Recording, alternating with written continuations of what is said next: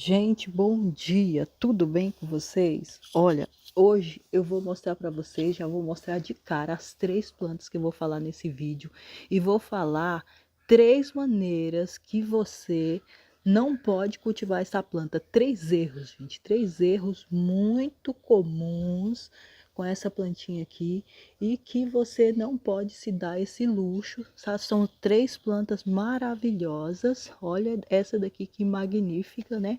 E já vou falar sobre elas aqui com vocês, o nome delas, o modo certo de cultivo, do que elas gostam, substrato, sol ou sombra e até adubação. Eu vou começar aqui com uma que é bem básica, que é a rosa do deserto. Rosa do deserto, gente, é bem comum mesmo a gente cultivar ela assim, né, em vaso. Ela ama bacia, né, cuia.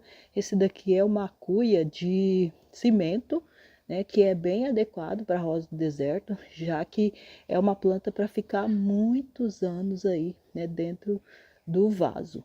Essa planta aqui, por exemplo, olha, eu ganhei um galho dela da minha mãe, tá? Já tem algum tempo e olhando assim, ó, ela já tem uma batata, então talvez você ache que ela é uma planta cultivada a partir de sementes, já que as rosas do deserto que são cultivadas a partir de sementes, elas criam batata muito mais rápido. Até quem diga que as rosas do deserto que são cultivadas, né, a partir de galhos não criam essa batata, mas cria sim, tá, gente? Só que demora bem mais tempo para isso, porque primeiro ela vai criar o sistema radicular dela, as raízes, desenvolver as folhas, caçar jeito, né, de não morrer, para depois ela gastar energia com a batata, com a reserva aí de água e nutrientes, tá?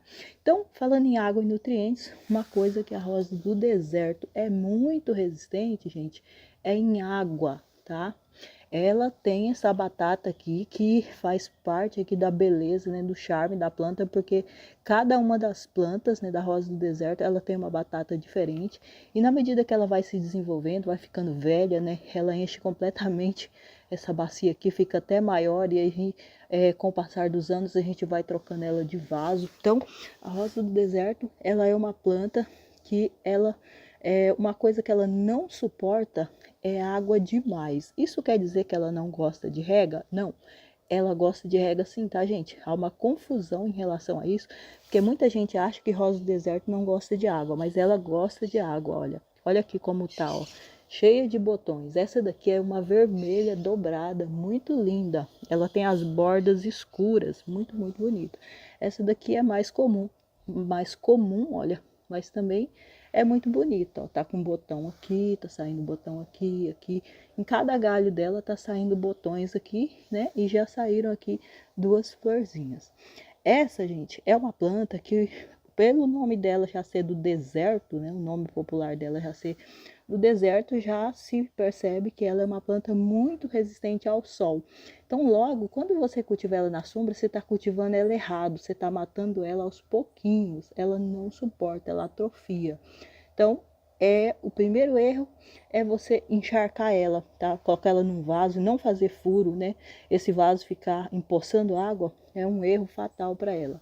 O segundo erro para a rosa do deserto, fatal também, é você cultivar ela na sombra, porque aí você vai matando ela aos poucos, tá, gente? E aí a rosa do deserto não suporta.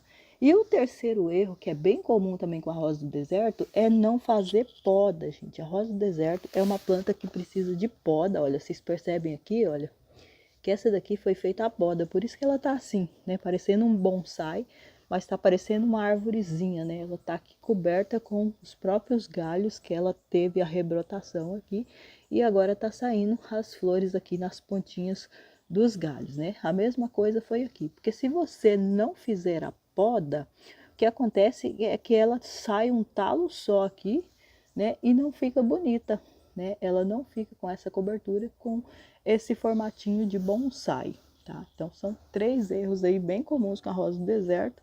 Já tô dando essa dica para vocês aí, para vocês não cometerem esse erro.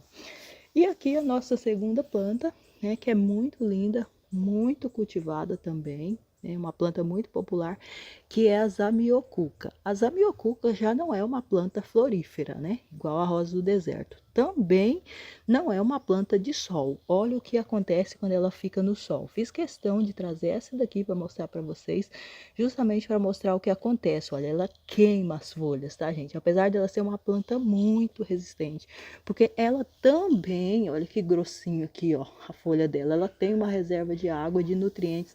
Aqui embaixo do solo, ela tem uma batata também.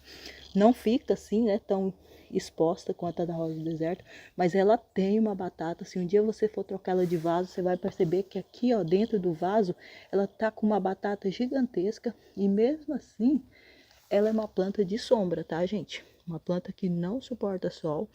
E ela, apesar de ser muito bonita, olha que brilho maravilhoso aqui dessa folhagem, né? Muito resistente, uma planta também perene, uma planta que vai atravessar uma geração aí na sua casa, se desenvolver, ficar linda. Inclusive ela suporta ar-condicionado, você pode cultivar ela na sala, ela é muito cultivada inclusive em ambientes comerciais, em recepção de clínica, né? E salão de beleza e locais assim. E ela é uma planta que não suporta também encharcamento. Justamente por ela ser uma planta que é cultivada na sombra, então ela requer ainda menos água que a rosa do deserto. Porque a rosa do deserto, geralmente a gente cultiva ela em sol pleno, né, num local super arejado, né, e justamente o vento ajuda, né, a secar muito rápido esse substrato. Enquanto que a zamioculca é uma planta que fica geralmente dentro de casa, em local sombreado, protegido, né, de sol, claro, porque ela é uma planta de sombra, e também protegida do vento, né? E o vento, ele faz secar o substrato bem rápido, mas não é o caso, né, da zamioculca, que mesmo lá no habitat natural dela, que ela vive embaixo das florestas, ela é protegida do vento justamente porque ela fica ali, né, entre as árvores ali embaixo da floresta e muitas outras plantas. Então, ela precisa de pouca água. Por quê?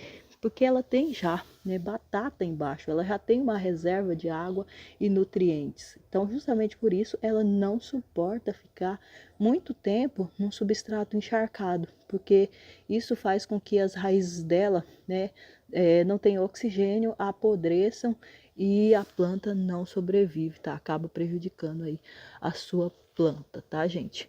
Outro erro bem comum na zamioculca, né, é a pessoa deixar ela em vaso por muitos e muitos anos, e aí ela acaba fazendo isso que ela já está começando a fazer aqui, ó, tá vendo?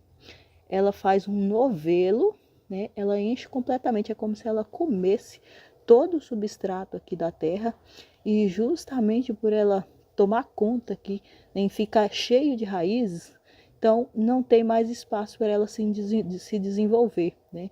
E se você colocar ela num vaso maior, aí sim ela vai ter mais espaço para desenvolver mais raízes, retirar mais nutrientes do solo, do substrato e ficar ainda mais bonita na sua casa, né? Então ela não suporta sol, não suporta encharcamento, né? E com o passar dos anos, ela fica muitos anos, mesmo num vaso pequenininho assim, mas quando você perceber que ela está atrofiada, você troca ela de vaso, coloca ela num vaso maior, pode ser até um vaso igual esse daqui, olha, que já vem com o pratinho acoplado aqui, justamente para não fazer sujeira na sua casa, se você for cultivar ela no ambiente interno. E aqui a terceira planta, que é magnífica, cheia de cor, e apesar dela ser assim, né, exuberante, ela é uma planta que é bem interessante porque a parte dela de flores, essa daqui não tem flores agora, né, umas espiguinhas de flores, ela não é, né, a parte ornamental dela, é justamente a folhagem, né? A zamioculca, por exemplo, ela é uma planta que tem, né, florzinha, dá uma florzinha também, mas é uma florzinha muito discreta. Nenhuma dessas aqui não tá com flores agora. É uma florzinha tão discreta que nem tem valor ornamental. Essas aqui chega até porque são florzinhas azuis, apesar de bem pequenininhas, são bem delicadas, mas o que manda mesmo nessa planta é a folhagem. E assim, 3 erros que não pode ser cometido com essa planta tão linda, né? É que ela vai muito bem em canteiro, gente. Só que quando você cultiva ela em vaso, ela requer mais regas, tá, gente? Então ela requer mais regas. Então, um erro comum aí é de repente você não preparar um substrato direito para ela e ela precisa de um substrato que seja rico em matéria orgânica e que tenha boa retenção de umidade. Inclusive, eu recomendo humus de minhoca, que faz esse papel muito bem. Um substrato aerado, substrato que é rico em nutrientes, né, e que tem boa retenção de umidade. Outro erro comum no cultivo dessa plantinha é de repente querer cultivar ela em local de sombra, em sombra demais, porque ela muda a cor, ela perde um pouco desse viço, né, dessa beleza, dessa magnitude aqui, desse colorido maravilhoso dela quando ela está em local sombreado. E em compensação, quando ela está em local ensolarado, né, muito exposto ali ao sol e ao vento, também acontece nela um murchamento.